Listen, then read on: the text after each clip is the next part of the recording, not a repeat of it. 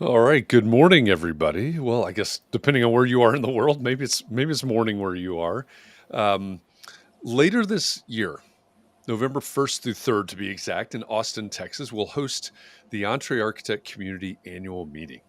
It's a business conference for entrepreneur architects. In fact, it's the first ever live conference dedicated just to small firm entrepreneur architects. And even though November sounds like a long time from now, it feels like a long time from now, probably, depending on where you are in the country. It's really hot and sticky here in the Midwest right now. Um, that conference is going to be here before we know it. So I've started a new live stream series to introduce you to all of the fantastic speakers that we will have at the conference and to give you a little teaser about what their talks and workshops are going to be on. So, good morning. My name is Jeff Eccles. I'm the Director of Brand Strategy for EntreArchitect. It's the largest worldwide community of small firm architects. I'm also the host of Context and Clarity Live. And to kick this series off today, I'm joined by two people who are doing great work, and they are no strangers to the EntreArchitect community. So if you are familiar with EntreArchitect, you're probably familiar with these two. But rather than me ramble on with some sort of canned introduction, let me just ask one question. And that question is, who are you and what do you do? Hi, I am Emily Mottram. I am an architect here in Maine. I am, or I like the term, building science educator. So I teach I like that. classes. Mike and I just co-authored a book together with two other great authors up here. We also host a monthly building science Zoom show that was started during the pandemic just to make sure that everybody was okay and has really blossomed into a cool way to share information. And so I would say, and I think I said this to when I very first met Mike, is those who educate the market own the market, and that's what we're trying to do is just bring building science to a more tangible level that people can understand why we would do this. So that's who I am and what I do. I love that. Uh, Hi, Jeff. I'm Mike Maines. I design homes and renovations here in Maine.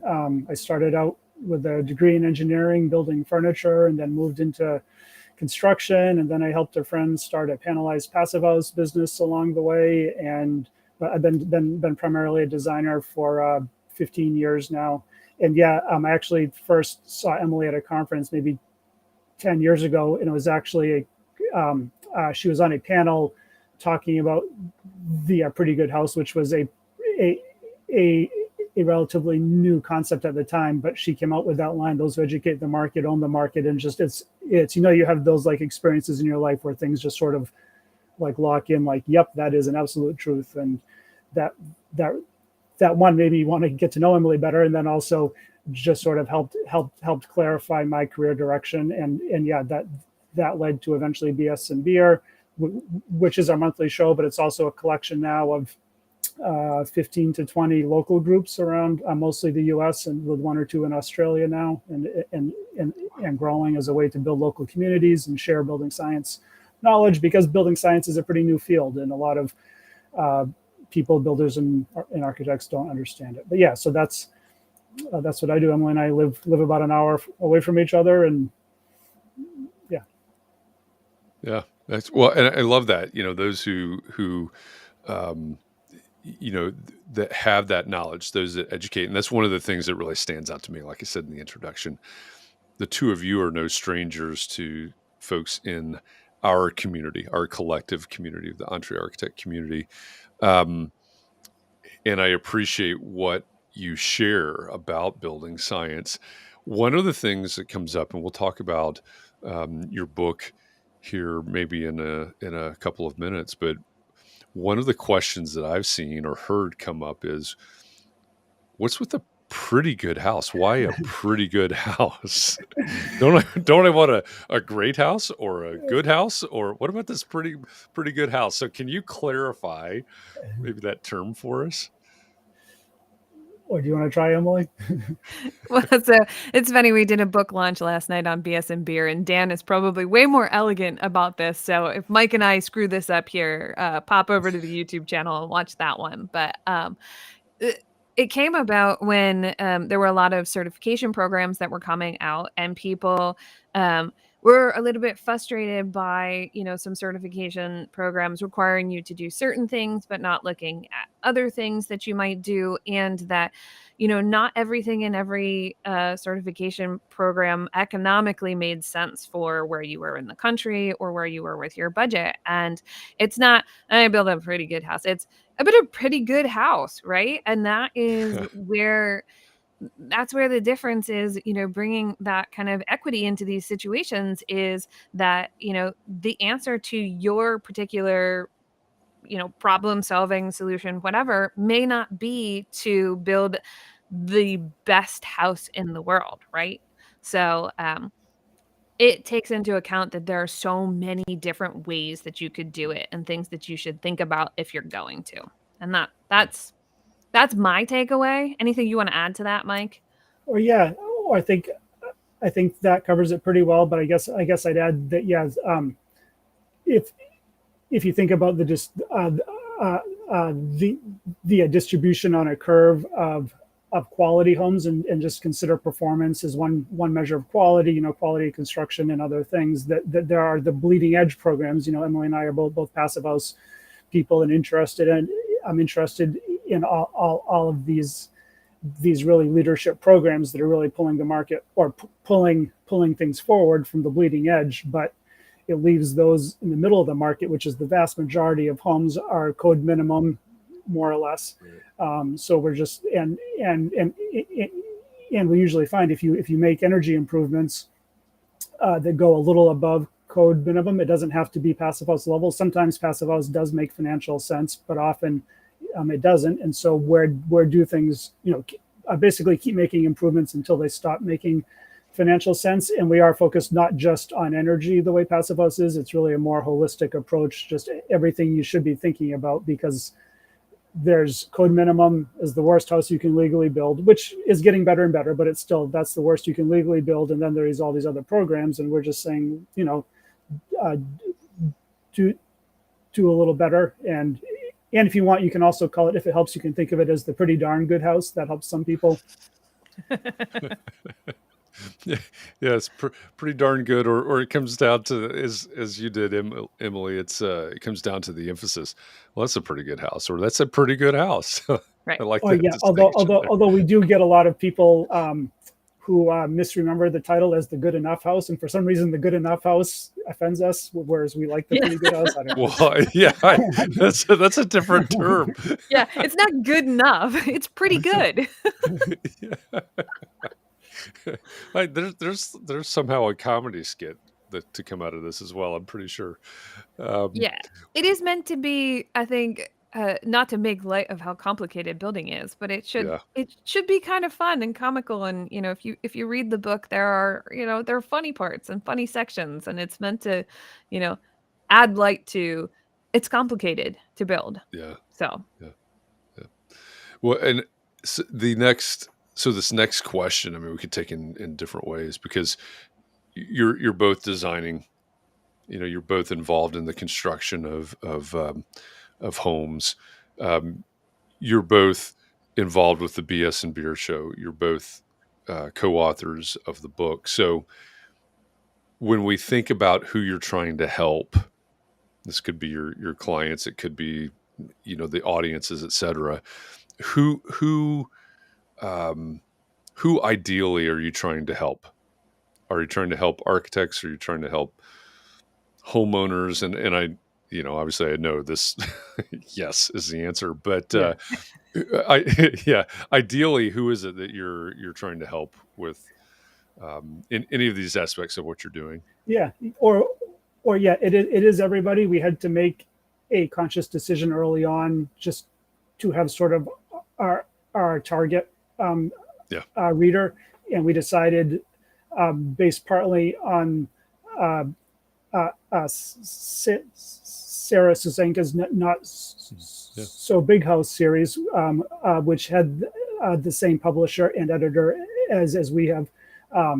That we found just personally that was effective because clients would come in asking for a not so big house, or did we know the not so big house philosophy, and just that's all about doing a little bit better in terms of size and using quality of design. So that was sort of our model, and we decided to write it for clients and potential clients, and sort of answering a lot of the questions we end up teaching clients, on a one-on-one basis.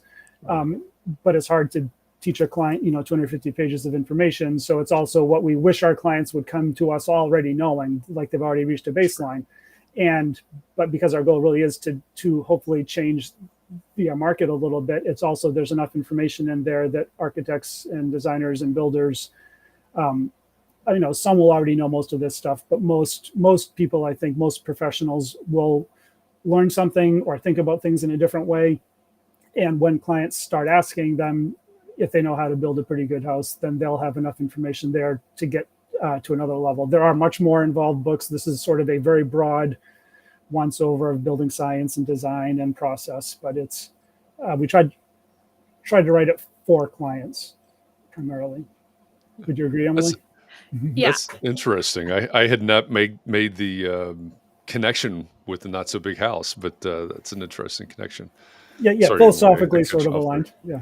Yeah, Yeah. I would say, I think that we've all kind of realized is that we need the market to ask for these things to have any really big momentum That's an and excellent shift point. in the market. And unfortunately, what we're taught is like really pretty kitchens and stuff are kind of what make our houses valuable. But what we crave and what we want is to be comfortable, dry, warm, or cool without, if you're in the Midwest or in the South, you want to be cool and dry without, having to spend so much on it. And I think in some cases, people expect that they're just already getting that, right? And which isn't always the case. So I would say that the book was geared more towards, things that our clients ask us over and over that we repeat again and again, taking all of those things from the internet world and putting them all in one place, which is some of the feedback that we've gotten that was really useful for people from the book, which is you can find all the information if you want to spend hours and days and months searching all over the internet for all the things that you should know. This is kind of a broad overview,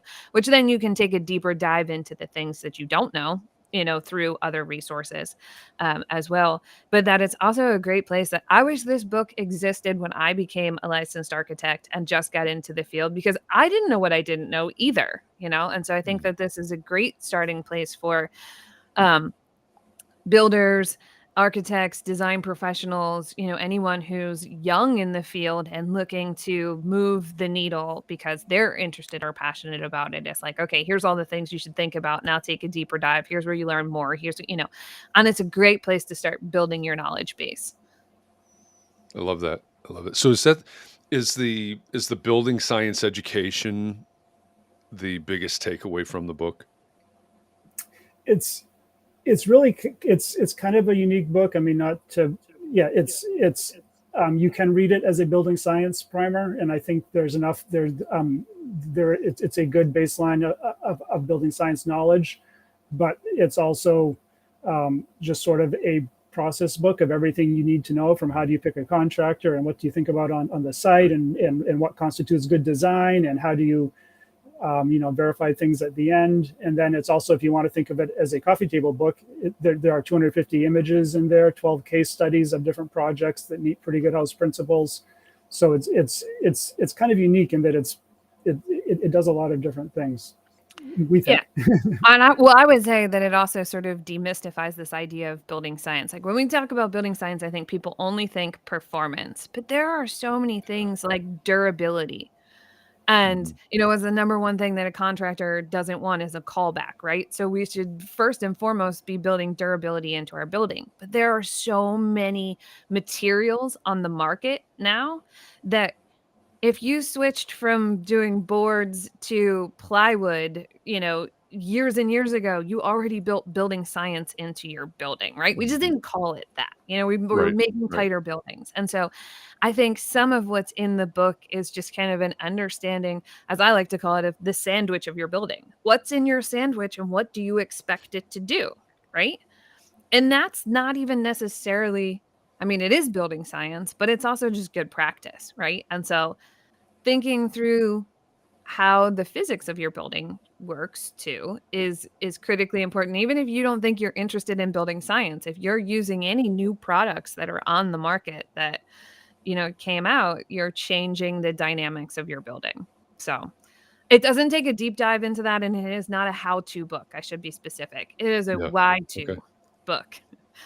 Oh, yeah, that's a nice term. That's a why too. Um, and I Yeah, or guess just, or sorry, no, go ahead. Go ahead, Mike. or just along those lines. It also it is a little bit of a textbook, and that at the end of each chapter we have you considered, and so it's just along the process. It's not, are you meeting X target? It's, have you considered energy performance? Have you considered air tightness? Have you considered light and views and comfort? And I see a lot of, again, throughout the EntreArchitect community, I've seen it on Instagram and other places, people saying, "Oh, hey, I got my, my copy finally arrived." So there are definitely architects out there that are buying this book, right? They're part of this community, and um, non-architects as well, right? Potential clients, homeowners, et cetera, out there. But as we look forward to November in Austin, Texas, where you're going to speak at the EntreArchitect Community Annual Meeting, uh, maybe in a sentence or two for all the architects out there. Maybe they're still on the fence on whether or not they're going to come to Austin. They need to come on over to this side of the fence and join us in Austin. I'm just going to throw that out there, but in a sentence or two or a few sentences, can you give us a little hint at what you're going to talk about in your presentation? Um, well, that is a work in progress, but it will definitely I understand. Yeah, cover. We usually, or we have presented on it a lot, and we usually start with sort of an overview of how or the idea started, which goes towards BS and beer type local discussion groups as being important, because so much of this information is regional. Like, we don't know how to design a house in Austin, but people in sure. Austin should know how to design a house in Austin. So if you have local groups, and in fact, we did just have it, our newest chapter is in Austin. Matt Reisinger is involved with it.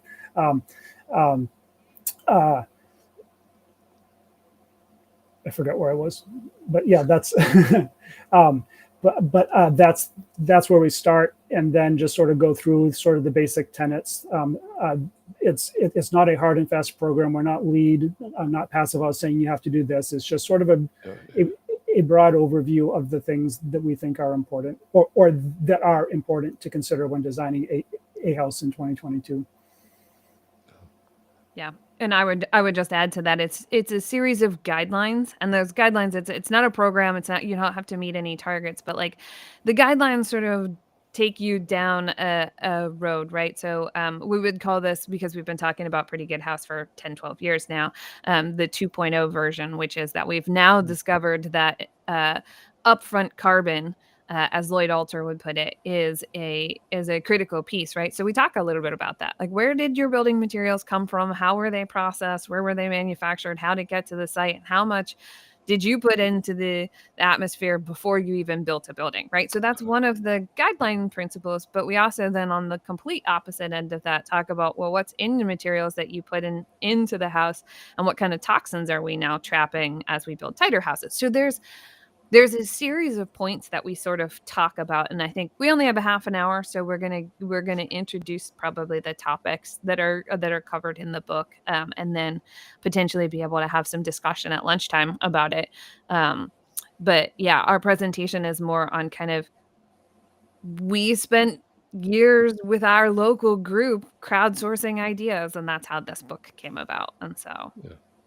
that's Well, I love that, in and of itself. I mean, you're building this community, this learning community, or I'm not even sure. I'm sure somebody's got a term for it, but I think that's so incredibly powerful. And like you said, Mike, to have location specific, right? When we start building communities, what makes the most sense? Yeah.